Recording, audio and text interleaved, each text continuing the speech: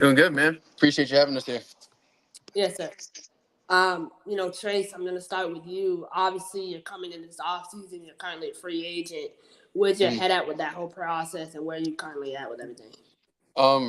Really right now, just staying ready, working out every day, and just being ready for whenever an opportunity comes up. You never know if or when, but if that opportunity comes, when it does, I want to be ready for it. So, really just staying head in it, working out, and just being ready. Yes, sir. Question. You had a stint in alternative football with the Memphis Express. How would you describe your whole alternative football experience? That was it was interesting. Like any startup, there's going to be hiccups and stuff like that, but it was a great collection of guys. The teammates, the players, and having an opportunity to still play was really cool. Fortunately, that folded in that first year, but it was definitely a fun experience. One that doesn't get talked enough about when people ask me about it. So I appreciate you asking. Yeah, no problem. So this question is for both of you. How important is it for you to stay involved actively in your Pennsylvania community?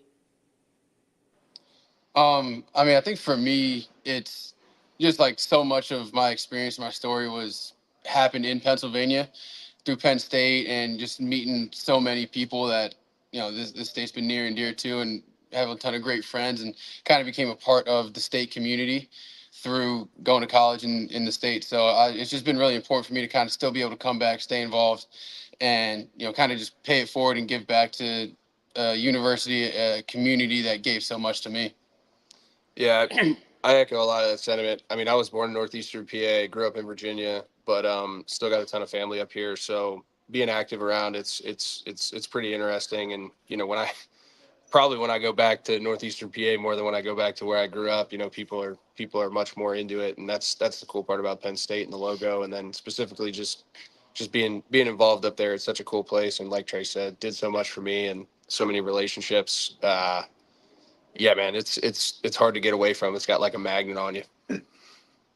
Christian, I know you're still actively involved with the Penn State NIL collective, but when you look at Penn State as a whole, as a football program, what direction do you think it's headed in the next 5 years?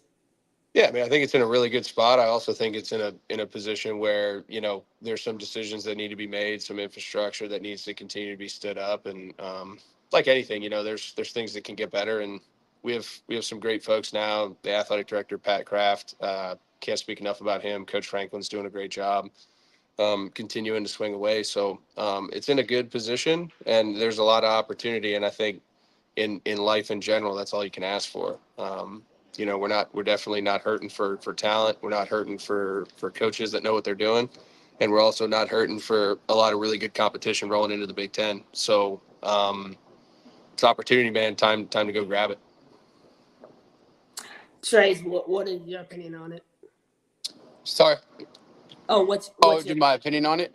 Yeah, I think like Christian said, it's a work in progress. I think the whole NIL, the state of NIL across the country is a work in progress. Every school's attacking it a little bit differently, and I think Penn State's really trying to grab the bull by the horns here and become one of the leaders on the NIL front. So there's a ton of opportunity, and I think the program is in a great place. Like you said, not we got great talent, great coaches. Pat Kraft is doing everything he can to make every program at Penn State successful, not just in football but across the entire athletic department. And like I said, there's just a ton of opportunity. We got a lot to look forward to on the field with this team, and where they're going to be going in the next few years. Focusing on competing for championships and playing in big time games. Playoffs being expanded, I think, is huge as well. Will allow for potentially Penn State to be hosting a playoff game if they're seated in the right spot. So I think it's just a great opportunity ahead for the university and for the program.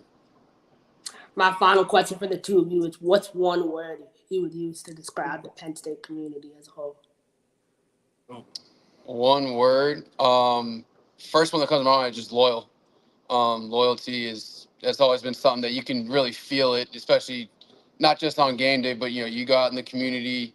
Even on my drive up here, I was driving from Virginia. You just see Nittany Lion paws on the back of cars, and the license plates. Like it's everywhere. And you go across the country. I've been in Arizona, Florida. You run into someone that, hey, I went to Penn State. I was a Penn Stater. So the loyalty that you see across the board. People love the blue and white, and they would do anything for it. So loyalty is just the one word that comes to my mind. That's a good one. Probably took the word right out of my mouth. But if I have to use something else, I'd say like gritty. You know what I mean? We've always done it our own way. We have a certain type of kid that comes through that program, and our Letterman club is filled with a lot of great resources, a lot of great guys who are great football players, but also great men, great leaders in their community. So there's a little bit of grittiness and just getting the job done, finishing the mission that I've always respected.